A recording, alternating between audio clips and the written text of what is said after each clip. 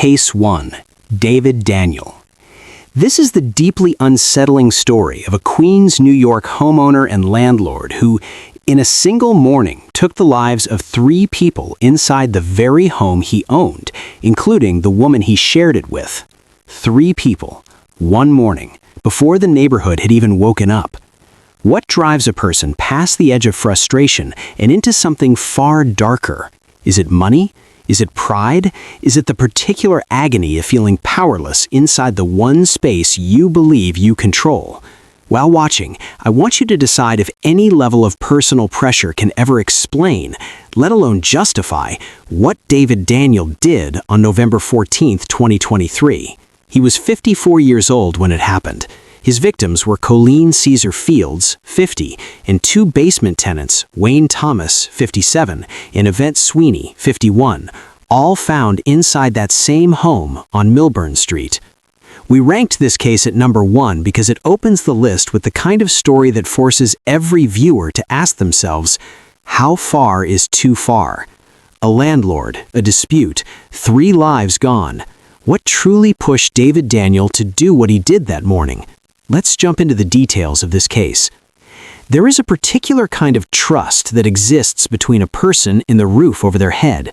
Not trust in a romantic or abstract sense, but the basic, practical faith that the space where you sleep, where you keep your belongings, where you rest your body at the end of a long day, is a place where the rules of ordinary life still apply, where the person who owns the building is, at worst, an inconvenience and never a threat. Most tenants in New York City, in Queens, in the quiet residential pockets of St. Albans, go to sleep each night and never have reason to question that assumption. The people inside 12239 Milburn Street did not get the chance to question it at all. David Daniel was 54 years old, a homeowner, and by all observable measures, a man managing the ordinary complications of running a multi-unit property in one of the most expensive and legally complex housing markets in the country. He lived in the upstairs portion of his 2-story home on Milburn Street, where his girlfriend, Colleen Caesar Fields, also resided. In the basement apartment below, 2 tenants, Wayne Thomas, 57, and Yvette Sweeney, 51, had lived for an extended period, renting the space from Daniel. It was a common enough arrangement. Millions of New Yorkers occupy some version of it. Landlords who live on the same property as their tenants often describe it as a balancing act. Close proximity creates familiarity, and familiarity creates friction, and friction in a housing arrangement usually means lawyers or housing court or the long, grinding discomfort of a situation no one quite knows how to exit. Rarely does anyone imagine it means something worse. But the pressure inside that home had been building for a long time before November 14, 2023. Wayne Thomas and Yvette Sweeney had reportedly not paid rent for an extended period. Some accounts indicate the arrears stretched across multiple years. For Daniel, who depended on rental income to sustain the property, that non-payment was not a minor irritation. It was a mounting financial weight that the slow machinery of New York housing law did little to relieve. The process of legally removing a non-paying tenant in New York is famously arduous. Filings, hearings, adjournments, appeals, and for a landlord without significant resources or legal support, the gap between what someone owes and what you are permitted to do about it can feel airless and permanently closing. Daniel had been living inside that gap for years, and whatever frustrations it produced in him had found no adequate release. Colleen Caesar Fields lived upstairs, sharing the home with him, and, whatever the nature of their relationship in better moments, by the early hours of that November Tuesday it had become another source of strain. Prosecutors and media accounts that surfaced in the days following the crime described an argument that erupted between them. Colleen allegedly mocking Daniel over his financial position, refusing to contribute to the household despite residing there. It is worth pausing here to consider what that must have felt like to a man already hollowed out by years of unpaid rent, of legal impotence, of carrying a property that was consuming him. The mocking laugh of someone close to you, in the one space you believe you own, can land with a force that rational observers, people who have not been standing in that particular pressure for that particular length of time, are not always equipped to calculate in advance. In the early morning hours of November 14, 2023, Daniel crossed a line that cannot be drawn back across. He attacked all three people in his home. Wayne Thomas and Yvette Sweeney were found in the basement apartment. Colleen Caesar Fields was found in the upstairs bedroom. All three had been struck multiple times with a knife. None of them survived. The home on Milburn Street, which had been the site of years of mounting tension, became a triple homicide scene before 7 in the morning. What Daniel did next is the detail that every person who reads this case eventually stops at. He did not flee. He did not attempt to alter the scene or construct an alibi. He left the house through the back and walked to the nearby 113th Precinct station house. He arrived at approximately 7 in the morning and told the officers there that he had done something bad. He said it was related to issues with his tenants. He gave them his address, and he waited while they went to verify what he had just described. Officers arrived at Milburn Street at around 7:16 that morning and found the three victims exactly as Daniel had left them. He was cooperative throughout his arrest. No resistance, no retraction, no attempt to reframe what he had done. His perp walk produced a brief statement to reporters that he was under a lot of pressure and had simply snapped, citing the tenant situation and the accumulation of everything that had preceded that morning. What is a person to make of a man who commits acts of extreme violence and then walks calmly to the nearest police station before the neighborhood has finished waking up? Is that guilt? Is it relief? Is it the particular emptiness of a person who has spent so many years feeling cornered that once the pressure discharged, there was nothing left to run toward? These are not questions the law is required to answer, but they are the questions that linger in a case like this one, long after the legal documents are filed. Daniel was arraigned on November 15, 2023, on 3 counts each of first and second-degree homicide, along with criminal possession of a weapon. As of March 2026, no trial verdict had been entered in the public record, and the case remained in the courts. He faces the possibility of life without parole. New York abolished its death penalty in 2004, so no execution is on the table. Colleen Caesar Fields was described by those who loved her as a devoted mother. Wayne Thomas and Yvette Sweeney were tenants who had made a home in a basement apartment and had never, by any available account, done anything to deserve what happened to them. What this case ultimately asks is a question that the law alone cannot resolve. At what point does accumulated pressure become an explanation, and at what point does an explanation stop mattering because 3 people are gone and the only person who can speak to any of it walked himself to a precinct and confessed before the sun had fully risen? Case 2. Joseph Chusba. This is the harrowing account of a 71-year-old Illinois landlord who turned on the family renting rooms inside his own home in an act of violence so extreme and so targeted that it sent shockwaves far beyond the quiet suburb of Plainfield Township where it happened. Joseph Chusba was 71 years old when he committed this crime on October 14, 2023. The victim was 6-year-old Wadi Al-Fayumi, a first grader, a child, and his mother, Hanan Shaheen, who had rented from Chusba for over 2 years. The child did not survive. Hanan did, and she later told the full story in court. We ranked this case at number 2 because of the victim's age alone. A 6-year-old boy killed in what was supposed to be his home makes this one of the most difficult entries on this entire list. What could possibly have turned a landlord into this? Let's find out why Joseph Chusba committed such an act. There are crimes that horrify because of their violence, and there are crimes that go further than that. Crimes that horrify because of what they reveal about the way hatred, left to ferment inside a closed mind, can reach beyond the person carrying it and destroy people who are entirely innocent of the thing they were hated for. The killing that took place in Plainfield Township, Illinois on October 14, 2023, belongs firmly in that second category. It was not a crime of passion in the way most people understand that phrase. It was a crime of ideology, a grown man's decision, shaped by fear and rage about events happening thousands of miles away, that the 6-year-old boy sleeping down the hall had to answer for them. Joseph Chuzba was 71 years old in the fall of 2023, a retired man living in a home in Will County, Illinois that he had rented rooms in for years. Hanan Shaheen and her son Wadi Al-Fayumi, 6 years old, a first grader, a child whose primary concerns were the ones that occupy every child that age, had rented space in Chuzba's home for over 2 years.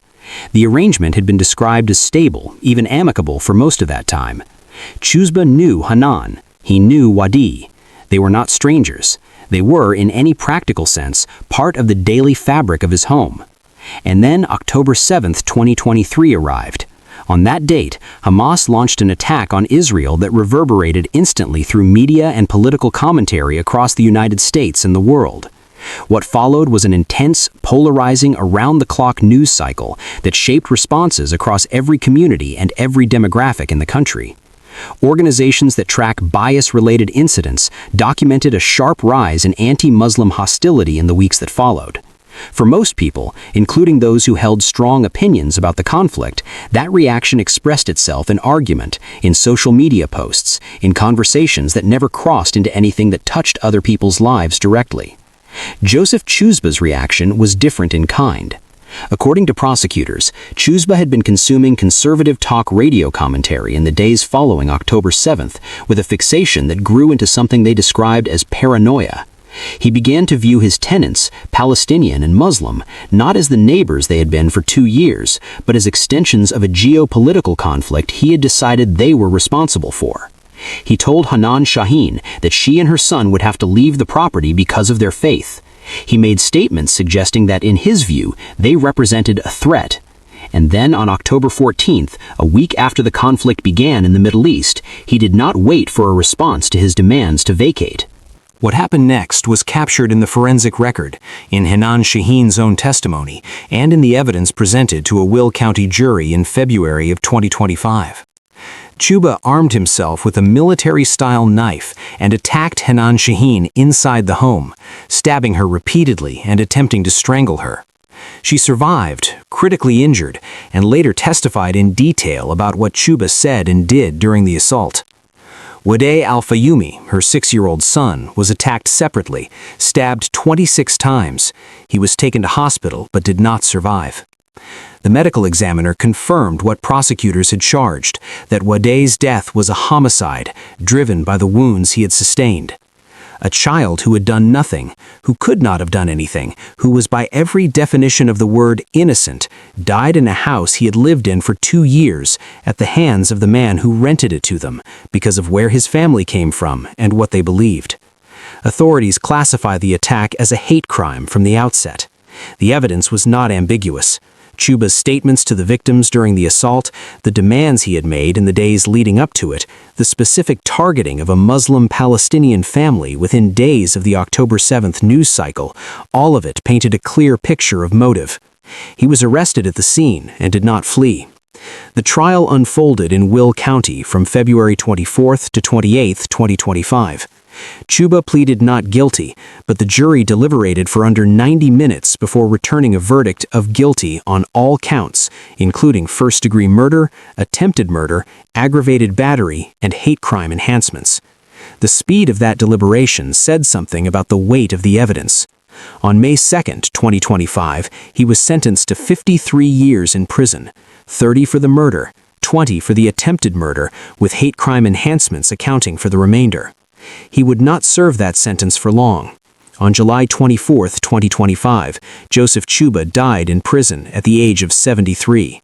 His attorney had disclosed that he was suffering from stage 4 cancer at the time of sentencing. The official cause of death was not publicly detailed. He had served 3 months. The reaction to his death was measured and varied. Some felt a kind of grim inevitability about it. The man who took a child's life would not survive long enough to see the full reckoning the court had ordered. Others raised questions about the adequacy of medical care for elderly inmates, though no formal investigation of that question was widely reported. Illinois abolished its death penalty in 2011, so capital punishment had never been a consideration. What the Chuba case asks, and what no sentencing, no death in custody, no formal legal resolution can ever fully answer, is the question of how a man who shared daily life with a woman and her young child for more than 2 years could look at a 6-year-old boy and decide that something happening in another country, on another continent, was reason enough for what he did. Hanan Shaheen survived to bear witness to it. Wadeh Al-Fayumi did not. He was 6 years old. He liked going to school, and he died in a house that was supposed to be home. Case 3. Chad Allen Reed. This is the disturbing story of a Battle Creek, Michigan landlord who did something so extreme in response to the most ordinary of tenant complaints that the outcome stunned even seasoned investigators in Calhoun County. Chad Allen Reed was 53 years old at the time of the crime, which took place on October 7, 2020. The victims were Joseph Sewell, 34, and Jacqueline Lippard, 31, a couple who had done nothing more than rent a home and live the way young people do. What happened to them afterward took investigators years to fully piece together. We ranked this case at number 3 because of the deliberate effort Reed made to hide what he had done, a cover-up that revealed a man who understood exactly how wrong his actions were. So what truly led Chad Allen Reed to this? Let's jump into the details of this case. Most people who rent a home from someone assume, reasonably, that the person they are paying is interested primarily in the money, that whatever personal feelings or private irritations the landlord may harbor about noise or mess or lifestyle, they are ultimately governed by the basic logic of the transaction. Pay your rent, maintain the property, and the arrangement will hold. Joseph Sewell and Jacqueline Lippard rented from Chad Allen Reed in Battle Creek, Michigan, and they probably believed some version of that. They were wrong in a way that neither of them had any real way to see coming. Chad Allen Reed was 53 years old in October of 2020, living in Battle Creek, Calhoun County, Michigan.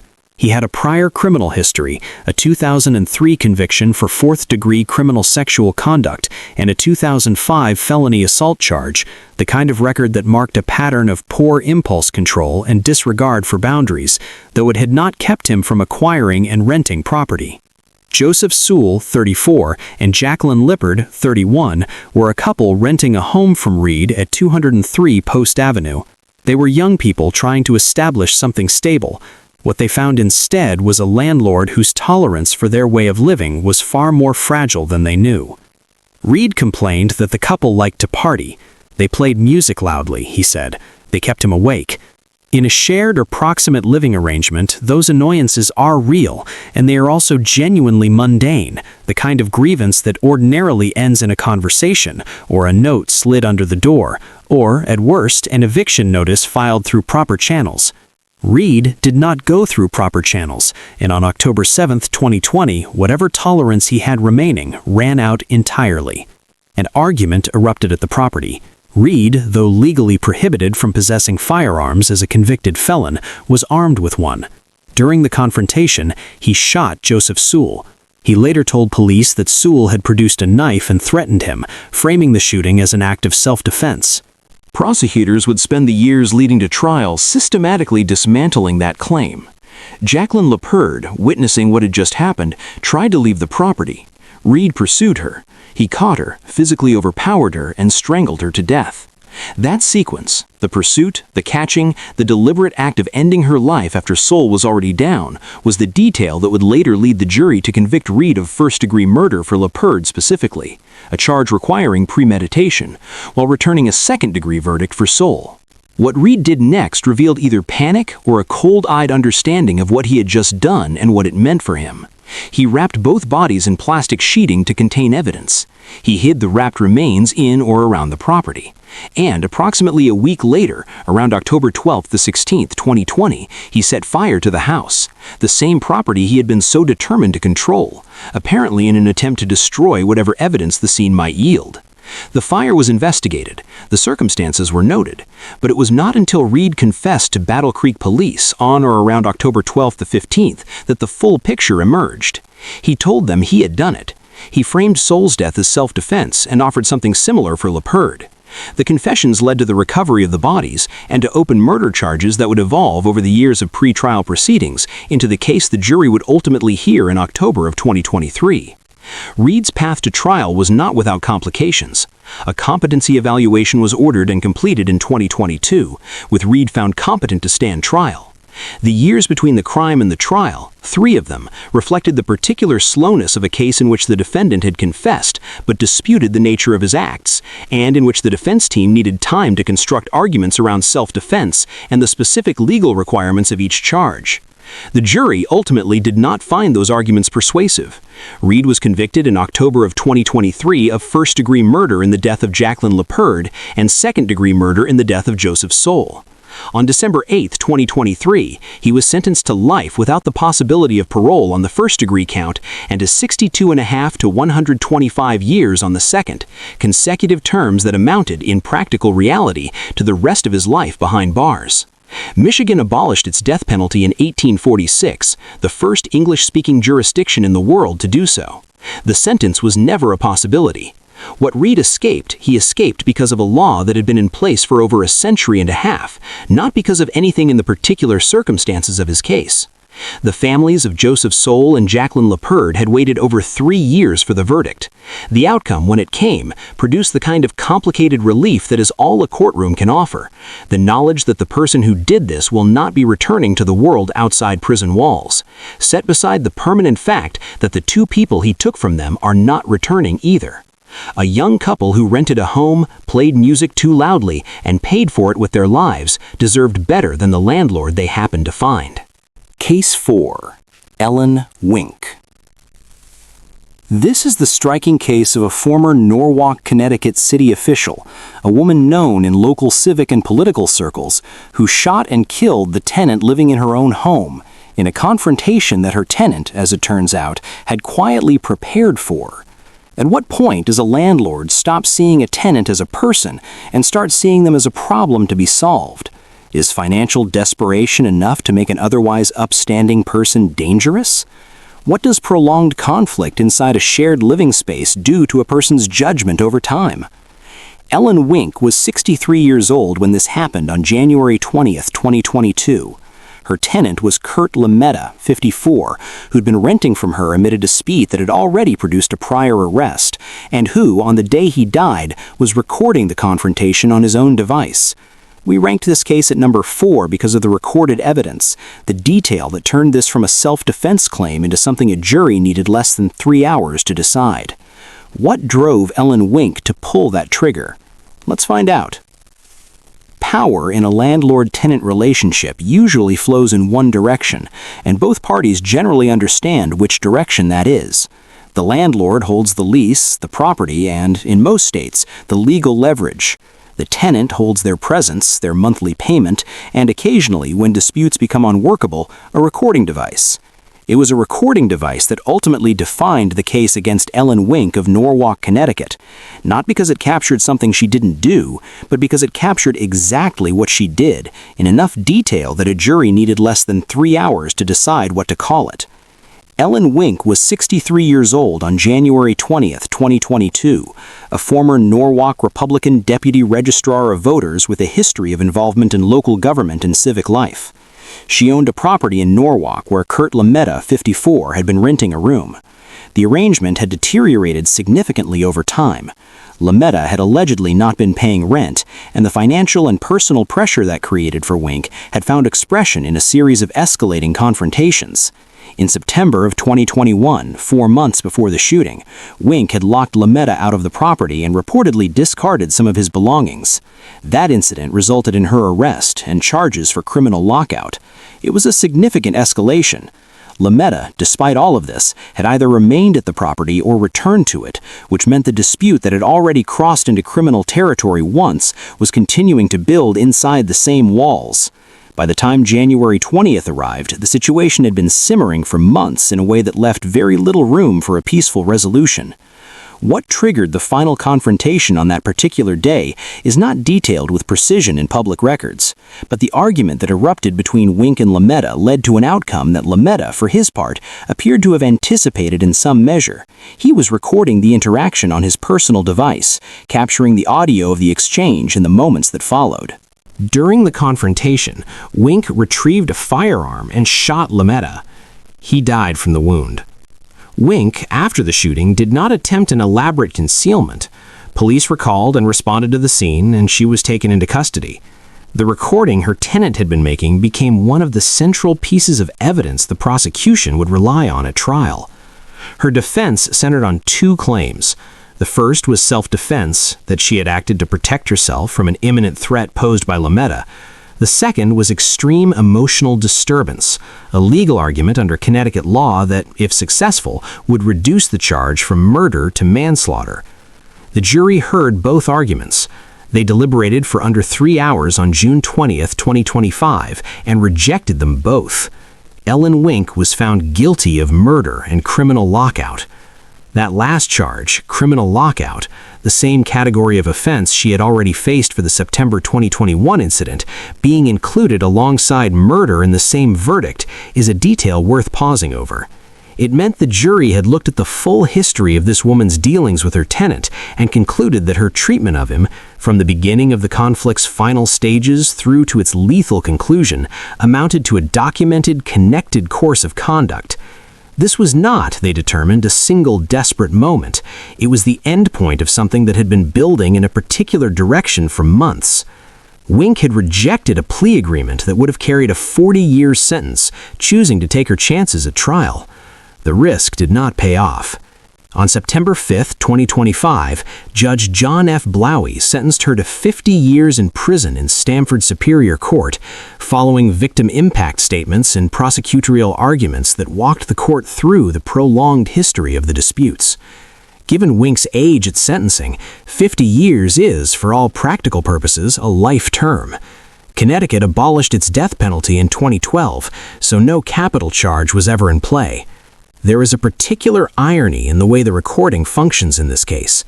Tenants who secretly document interactions with landlords during tense disputes are typically doing so out of fear, a quiet, private acknowledgement that the situation has become dangerous enough to warrant evidence. Kurt Lametta was recording because he felt he needed to. The jury, hearing that recording alongside the 3 hours of deliberation they required to reach their verdict, would have confronted the gap between what Wink claimed happened and what the audio suggested. They came down on one side. Lametta did not survive to hear it.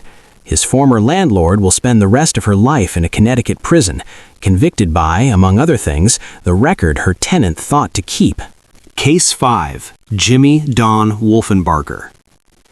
This is the cold case story that Texas investigators could not let go of. The account of a landlord in the hill country community of Buchanan Dam who allegedly silenced a tenant in a way so carefully hidden that the truth spent nearly 3 years at the bottom of a lake before anyone found it. What kind of anger builds quietly over time in a small rural community between a landlord and the woman renting from him? And what does it look like when that anger finds no other release? Can the motive ever fully account for what was allegedly done to conceal it? Jimmy Don Wolfenbarger was approximately 42 years old when Holly Marie Simmons disappeared on November 27, 2006. Holly was a mother of 2. She was last seen alive dropping her daughter at a school bus stop. She was not reported missing until the following morning, and it took 3 more years before her body was found. We rank this case at number 5 because of the cold case element. 15 years between a woman's disappearance and a criminal indictment is the kind of gap that haunts an entire community. What truly drove Jimmy Don Wolfenbarger to allegedly do this? Let's jump into the details of this case. There is a particular cruelty in the crimes that go unanswered for years, not because the perpetrator is clever exactly, or because they are well connected or protected, but simply because the evidence that would have spoken is buried somewhere it cannot easily be heard. Holly Marie Simmons disappeared from Buchanan Dam, Texas on November 27, 2006. Holly was a mother of 2. She was last seen alive dropping her daughter at a school bus stop. She was not reported missing until the following morning, and it took 3 more years before her body was found. Holly Simmons was somewhere between 45 and 46 years old in the autumn of 2006. She lived with her 2 daughters in a mobile home in Buchanan Dam, a small community in Llano County in the Texas Hill Country, in an RV park or mobile home community where her landlord, the man who owned the property, lived nearby. His name was Jimmy Don Wolfenbarger. He would have been approximately 42 years old at the time. The particular details of their landlord-tenant relationship, as they emerged over the years of investigation and eventual legal proceedings, pointed to ongoing friction centered on one of Simmons's daughters, complaints from Wolfenbarger about the child, disputes that recurred and that, by various accounts, Wolfenbarger found deeply irritating. On November 27, 2006, Holly Simmons drove her 17-year-old daughter to a school bus stop in the morning. That was the last time anyone outside the investigation would be able to place her alive. She did not return home that day.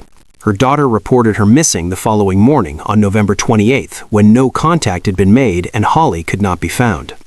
Initial investigation did not surface immediate evidence of what had happened to her, and the case, without a body, without a clear suspect, without the physical evidence that anchors a homicide prosecution, moved slowly. For nearly 3 years, Holly Simmons was a missing person. Then came July of 2009 and the discovery in Inks Lake. The boat at the bottom of the water contained a body encased in concrete, a disposal method that suggested significant planning, significant physical effort, and a clear desire to ensure that what was inside that boat never came to the surface. Autopsied remains confirmed that Holly Simmons had been killed by strangulation. The forensic determination, however, was only the beginning of a process that would take another 12 years to produce charges. Texas Rangers reinvestigated the case beginning around 2016, working alongside the Llano County Sheriff's Office over the following years to assemble the evidence needed to support an indictment. That patience produced a result on May 3, 2021, when a Llano County grand jury indicted Jimmy Don Wolfenbarger, by then approximately 57 years old, on 1 count of murder. He turned himself in to Lubbock County Detention Center on May 12, 2021, and posted a $2 million bond. The case that followed moved at the pace that rural courts in smaller counties often do, slowed further by the inherent complexities of a cold case prosecution. By February of 2024, reporting from KXAN in Austin indicated that the case had gone through nearly a dozen status hearings and remained heading toward trial without a trial date firmly in place. As of March 2026, no verdict or conviction had been entered in public records. Wolfenbarger, now in his early 60s, had not faced a jury. The disposal of Holly Simmons' body, the careful, labor-intensive process of acquiring a boat, placing a body inside it, applying concrete to weigh it down, transporting it to the lake, and sinking it, is the detail in this case that refuses to resolve into something simpler. It is not the act of a person who panicked. It suggests a mind that remained functional after the killing, long enough to construct a concealment plan of some deliberateness. Whether Wolfenbarger acted in a moment of explosive anger or with the cool presence of someone who had already been thinking about what came next is a question the trial, when it comes, may be asked to answer. What is not in question is that Holly Simmons had 2 daughters, one of whom reported her missing, and that those daughters waited 15 years before an indictment was returned. A cold case solved is not the same thing as justice completed. Whether the courts of Llano County can carry this case to a verdict that those daughters can hold on to is the question that, as of this writing, remains open. Case number 6, Naseen Boney. This is the story of a Bronx superintendent and co-landlord who allegedly took a tenant's life over unpaid rent, then made a critical miscalculation about what the absence of a body actually means for a murder investigation. Naseen Boney was approximately 26 years old when this crime was committed on July 31, 2012. His tenant was Ramona Moore, 35 years old, and a mother, who had fallen behind on rent and paid a consequence for it that no housing court would ever have ordered. Her remains were not found until nearly 3 years after she vanished. We rank this case at number 6 because of the audacity of the legal strategy, a man who believed that no body meant no murder and who nearly got away with it. What truly led Nassim Boney to this decision? Let's find out. For a long time, the case against Nassim Boney rested on the absence of what prosecutors needed most. There was no body. There was a missing woman, a Bronx apartment building, a superintendent with a documented history of angry communications, and a story that fit together in ways that troubled investigators. But there was no physical evidence of a death, and without that, a murder charge in New York courts is an unusually difficult thing to prove. What prosecutors did, beginning in June of 2014, was attempted anyway. It is a rarer legal path than most people realize, and the decision to pursue it tells you something about how strong the circumstantial case had grown, even before remains were recovered. Ramona Moore was 35 years old in the summer of 2012, a mother living in a Bronx apartment building owned by Crystal Campbell. Nassim Boney was Campbell's husband, and he served as the building's superintendent, the person responsible for the daily management of the property, who interacted directly with tenants about maintenance, rent, and every friction point that comes with running a residential building. Moore had fallen behind on rent, and in the weeks leading up to July 31, 2012, the disputes between her and Boney had intensified into something that neighbors and other building occupants could not have missed. Text messages recovered by investigators showed the nature and tone of those communications, Boney's frustration and anger expressed in writing, a record of a relationship between landlord and tenant that had stopped functioning as anything except a source of hostility. On July 31, 2012, those hostilities reached a point of no return. Witnesses in the building reported hearing a loud noise from Ramona Moore's apartment. After that, she was not seen again. She did not go to work. She did not contact family. She was gone in the way that people who disappear suddenly and without explanation are gone, completely and with no visible mechanism. Investigators looked at the building, at the circumstances, at Boney's behavior and communications, and began to build a case. Boney was not arrested immediately. He was not charged that summer or that fall.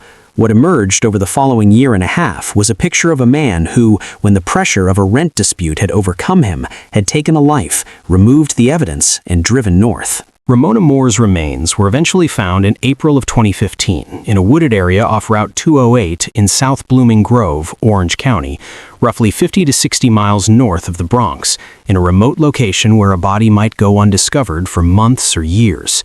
They had been there, by that point, for nearly 3 years. DNA identification confirmed they were Moore's, and forensic analysis confirmed homicide. The discovery came days before a trial had been scheduled to begin in a case built up to that point entirely without a body, a case that prosecutors had been prepared to argue on circumstantial evidence alone. Bhawani had been indicted on second-degree murder and manslaughter charges in June of 2014 and arrested in Pennsylvania, where he was living at the time. He told investigators, by some accounts, that without a body, there could be no murder conviction. It was a statement that revealed both legal awareness and, prosecutors argued, consciousness of guilt. The discovery of remains changed the evidentiary landscape and led to a trial that included forensic testimony, physical evidence, the text messages between Bhawani and Moore in witness accounts from the building. The jury, after a month-long trial and 2 days of deliberation in July of 2016, returned a verdict that acquitted Bhawani on the second-degree murder charge, finding insufficient proof of intent to kill, but convicted him of first-degree manslaughter, a finding of reckless or heat-of-passion conduct causing death. It was a split outcome that some observers viewed as a measure of prosecutorial disappointment, given the years of effort invested in the case. On August 11, 2016, the judge sentenced Bhawani to the maximum allowed under the manslaughter conviction, 25 years. That sentence was affirmed on appeal, most recently in 2025. Bhawani had also separately pleaded guilty in 2015 to assaulting his wife, Crystal Campbell, in a 2012 incident unrelated to the Moore case. He received a 4-year sentence for that offense. The pattern it suggested, of a man capable of extreme physical violence against people in his immediate domestic circle when he felt sufficiently provoked, was part of the public picture, though not directly admissible as evidence of motive. Ramona Moore was a mother who fell behind on rent and paid a consequence for it that no civil or housing court would ever have imposed. She was found in a wooded area in Orange County, far from the city where she lived, nearly 3 years after she disappeared. The verdict gave her family a legal resolution. Whether it answered the full weight of what was done to her is a harder question, and one the legal system, by its nature, is not equipped to answer on its own. Case 7. Michael Lee Dudley. This is the case of a Burien, Washington landlord who did something so extreme in trying to hide the evidence that it took 3 teenagers on a beach with a phone app, not detectives, not investigators, to break the case wide open. His victims were Jessica Lewis, 35, and Austin Winter, 27, a couple who had been renting a room in his home and had fallen behind on their payments. We ranked this case at number 7 because of the method of concealment, which turned a landlord dispute into one of the most methodically disturbing cases in Washington state history. What drove Michael Lee Dudley to do this? Let's jump into the details. There are moments in true crime cases where a single detail opens the entire story in a way that nothing else could. A detail that is not, by itself, the most consequential thing that happened, but that somehow captures the texture of everything surrounding it. In the case of Michael Lee Dudley, that detail is 3 teenagers on a beach with a phone app, not detectives, not investigators, to break the case wide open. They were not detectives, they were not witnesses. They were young people drawn to the waterline by curiosity, looking for abandoned or lost items the way the teenagers sometimes do, and what they opened instead was the thread that unraveled a double homicide committed by a landlord in his early 60s who had apparently believed that the waters of Puget Sound were deep enough to keep a secret. Michael Lee Dudley was in his early 60s in June of 2020, a man who owned a home in Burien, Washington, a suburb south of Seattle in King County, where he rented out rooms. Jessica Lewis, 35, and Austin Winter, 27, were a couple who had moved into an upstairs bedroom in Dudley's home. They had been together for several years. The initial terms of the rental arrangement were by all accounts workable. Dudley presented in the early period as accommodating. But the working arrangement came apart over money. Lewis and Winter fell behind on rent. The dispute that developed between them and Dudley over the unpaid balance was the friction point that prosecutors would later describe as the primary driver of what happened next. Court documents and reporting noted that Dudley had shown prior tendencies toward aggression in personal disputes. An earlier protection order had been sought against him, though not granted, suggesting that his response to conflict was not reliably proportionate. In the landlord-tenant context, that history would prove catastrophic. On June 9, 2020, at the Burien home, Dudley used a firearm to shoot both Jessica Lewis and Austin Winter. Both died from their injuries inside the residence. What followed was not the behavior of a man overtaken by impulsive emotion and paralyzed by the consequences of what he had done. Dudley dismembered both bodies and placed the remains into a suitcase and duffel bags. He then transported the containers to the West Seattle area and disposed of them in the water, near Alki Beach in Puget Sound and along the Duwamish River. The effort required to do this, the physical labor, the logistics, the sustained deliberateness of it, marked the disposal phase as something beyond panic. This was a man working through a plan. On June 19, 2020, 10 days after the killings, 3 teenagers on Alki Beach discovered a suitcase along the waterline. They opened it. What they found prompted a 911 call and set the investigation into motion. The teenagers had recorded video of the discovery, and footage made its way to TikTok, where it circulated widely before the platform was pressured to remove it, generating a separate and significant controversy about social media platforms and their handling of real crime scene material involving victims' dignity. It was a controversy that added noise to an already tragic situation, and one that raised questions the platforms have still not fully resolved. Authorities traced the victims back to Dudley's property in Burien through identification processes. When investigators initially visited the home, no one answered. Dudley was arrested on August 19, 2020, more than 2 months after the killings, and charged with 2 counts of second-degree murder. He did not receive a trial quickly. The case moved through King County Superior Court over 2 years, with a jury trial concluding in December of 2022. Jurors convicted Dudley on both counts after 1.5 days of deliberation. Firearm enhancements were added to the sentence. On April 7, 2023, King County Superior Court sentenced Michael Lee Dudley to 560 months, roughly 46 years and 8 months, in prison. He was in his mid-60s at sentencing, making the term effectively a life sentence. He is serving that sentence at Washington State Penitentiary in Walla Walla. Washington abolished its death penalty in 2018 prior to the killings, so no capital charge was ever available. Dudley appealed aspects of the case, but the conviction stood through the appellate process as recently as 2025. His prior pattern of threatening behavior, including the failed protection order, drew attention after the killings, raising the question of whether better systems for monitoring landlord-tenant danger might have prevented the outcome. No satisfying answer to that question exists in the public record. Jessica Lewis and Austin Wenner were a couple trying to find somewhere affordable to live in the Seattle area, in a housing market that had become one of the most expensive in the country. They had fallen behind on rent, the way many young tenants in that market do. They did not survive the dispute. The teenagers on Alki Beach who found the suitcase that summer morning could not have known, when they opened it, how long the story behind what they found had been waiting to be told. Case 8.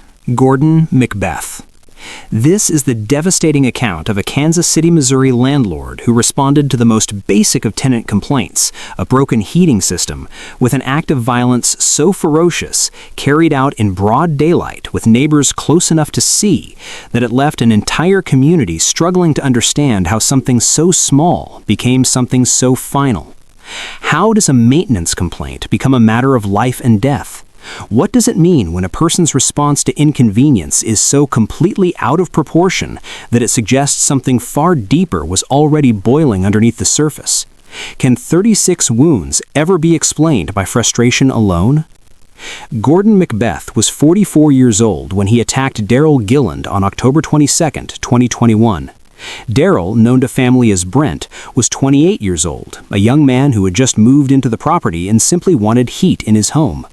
We rank this case at number 8 to close the list on a note that is perhaps the most sobering of all, because this crime required the least imaginable motive and produced the most irreversible consequence. What was truly going through Gordon McBeth's mind that afternoon? Let's find out.